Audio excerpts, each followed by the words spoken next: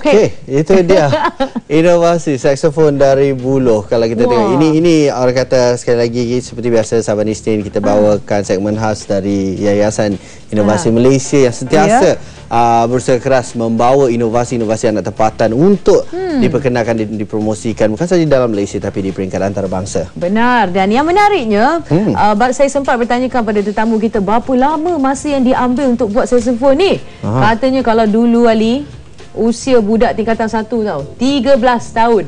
Wow.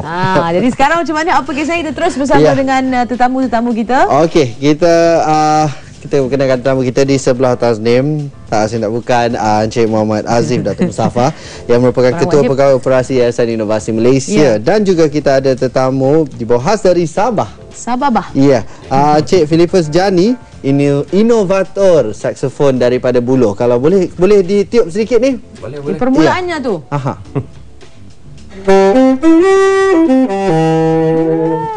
Wow. Itu je. Kita ingat minta dia tiup kan lama sikit. Dia kata tak boleh lama-lama. Tanya banyak soalan dulu. Okey. Tiup. Okey, kita mulakan dengan silakan. Okey, boleh kongsikan apa yang membuatkan anda tertarik dengan saksofon ni? Daripada segi bunyinya dan mungkin punya seni minat alat muzik tu dan juga yalah dari segi minat saja itulah tertarik dengan alat muzik ni. Okey, nanti sebelum kita bertanya pada Encik Azif sendiri pada berapa lama difahamkan kalau dulu sebelum ni mengambil masa 13 tahun eksperimennya mengapa begitu lama? Ni kita nak cerita sejarah hanya kita kongsikan sikit.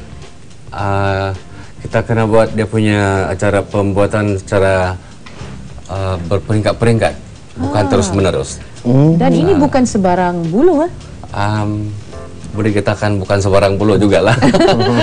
Ini buluh yang kami panggil buluh kuning. Buluh kuning.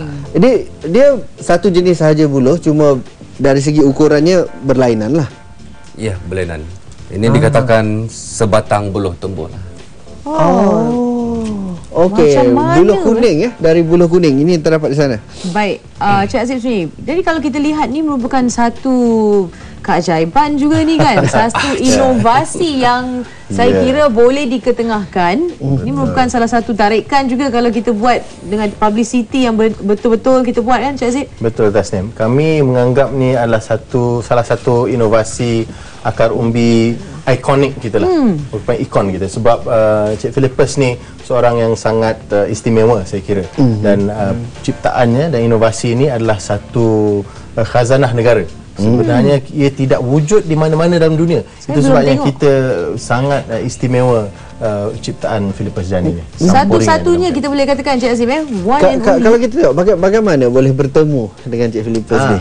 Ini adalah rintitan jejak inovasi tahun 2011 lagi 2011 tahun lepas kita ke Tambunan Sabah dan ke zon pedalaman Sabah dan salah satu inovator yang kita ketemu adalah saksofon buluh. Dan apabila kita mula raki, kita mula pergi dulu kita jumpa dan staf saya mengatakan ada seorang ni dia buat alat muzik daripada buluh. Saya kata biasalah tu alat muzik daripada buluh. Dia kata bukan bos, ini saksofon. Kita tak pernah tengok benda sedemikian. Jadi apabila kita pergi dan kita membawa ramai masa tu profesor dan para pengkaji dan semua kami terpegun dengan ciptaan ini. Terpaku. Okey, Cik Philippus sendiri kalau kita tengok di peringkat awalnya 13 tahun masa yang diambil untuk membuatnya. Apa sebenarnya cabaran-cabarannya untuk menghasilkan saksofon daripada buluh atau namanya apa? Somporing. Ya. Okey, cabaran pertama ialah dia punya kedudukan lubang tu yang menentukan bahawa dia adalah tune yang standard ataupun tidak, tune yang betul ataupun tune yang sumbang. Okey, cuba tunjuk yang mana kamera kita sedang cuba fokus. Yang mana tadi tu? Yang itu untuk mencari tune yang serupa dengan saksofon yang standard. Saya nampak butang baju di situ. Itu salah satu daripada alat yang digunakan untuk menghasilkannya. Ya, ini kebetulan baju saya koyak kena buluh. Jadi sayang juga nak buang, dia punya butang masih berfungsi. Jadi ini bertujuan untuk keselesaan terhadap jari ya? untuk bermain semasa bermain biar berapa dan pun dah selesai. Kita ada permintaan untuk mendengar, mungkin panjang sedikit tiupan saksofon. Boleh kongsikan? Tak ada masalah. Tak ada masalah, Ali. Kita nak dengar juga ni. Boleh bah?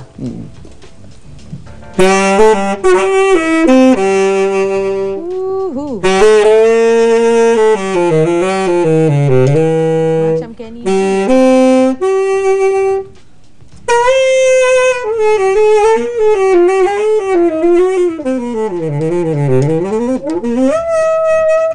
Okey, nanti saya nak buat permintaan lagu lah, tapi lepas Okey, akhir. apa yang anda dengar itu sebenarnya bukan rakaman, tapi sebenarnya dimainkan secara langsung. Right. Bunyi itu dikeluarkan daripada saksofon dari buluh ini. Menarik. Wow. Jadi, Cik Azif, jadi bagaimana, apa agaknya seterusnya perancangan pihak Cik Azif sendiri dalam terus mempromosikan saksofon yang begitu unik ni? Betul. Satu-satunya saya kira di dunia yang diperbuat daripada buluh.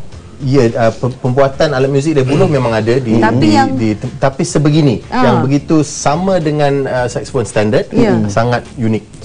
Jadi rancangan kami adalah untuk menjenamakan Philippus Jani dan saksofon buluh ni supaya apabila siapa saja di dunia ni mencari saksofon diperbuat daripada buluh akan jumpa muka Encik Philippus Jani, akan jumpa somporing ni, dan orang akan tahu bahawa alat ini dicipta di Malaysia. Jadi sebab keistimewaannya adalah kita sendiri dengar bunyinya tadi sangat merdu dan lunak, mungkin lebih lembut dan lunak daripada saksofon yang diperbuat daripada brass yang biasa. Salah satu lagi keajaibannya adalah ianya ringan. Hari itu kita ada tetamu daripada Italy, Miss Chiari Milani, merupakan Presiden JCI International sedunia. Dan dia mengatakan tidak ramai pemain saksofon wanita di dunia ni kerana saksofon terlalu berat bagi mereka. Dan ini adalah satu niche, satu keistimewaan yang boleh kita marketkan, yang boleh kita pasarkan. Benar, menarik. Cik Philippus sendiri, sejak bertemu dengan pihak Yayasan Inovasi Malaysia, saya difahamkan dapat merantau keluar untuk menunjukkan hasil tangan anda, bakat anda. Jadi ke mana tu setakat ini? Satu ke Korea.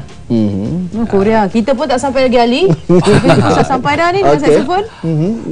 Ada membawa juga bagi pihak inovasi ke Holland, Amsterdam baru-baru ni. Baru-baru ni, baru baru balik minggu lalu.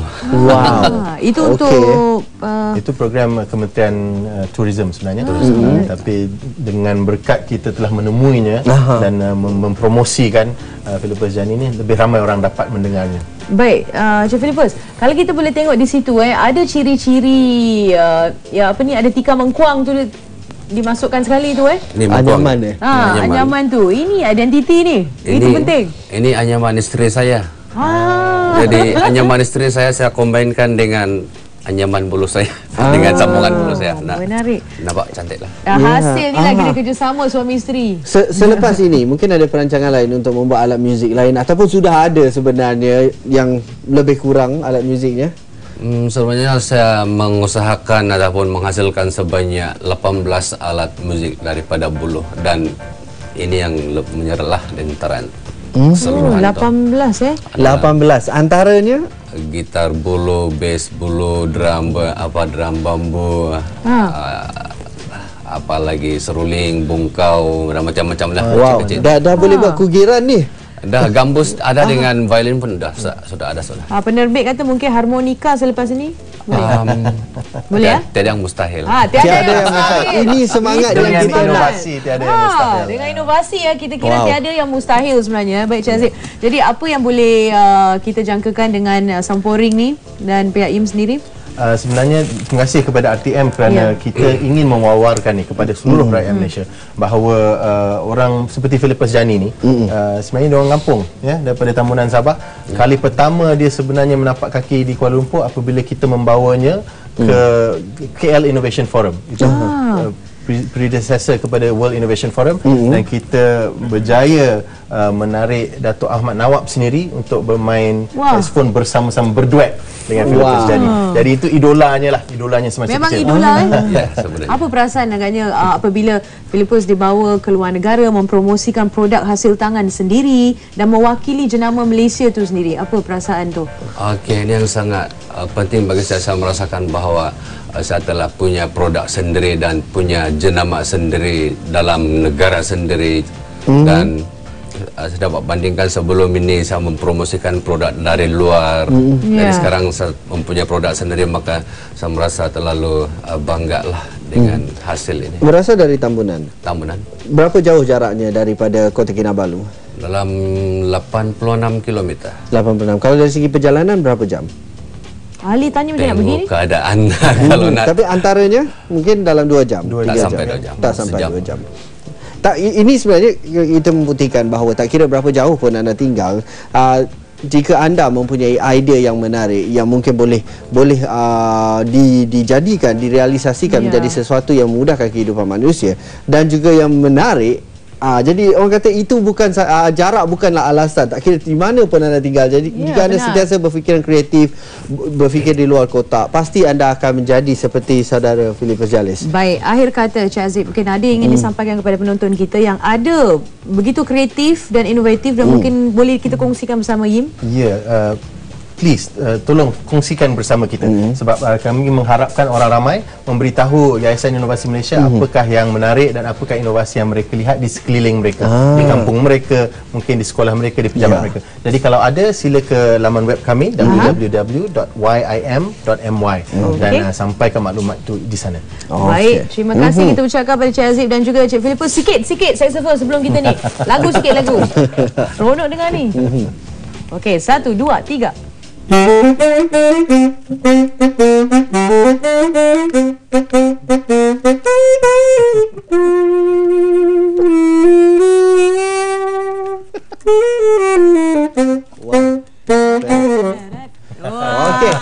itu dia. Jadi terima kasih kepada kedua tetamu kita. Kita akan berehat seketika, kembali selepas ini. Ada banyak lagi yang bakal kami kongsikan dalam Selamat Pagi Satu Malaysia. Jangan ke mana-mana.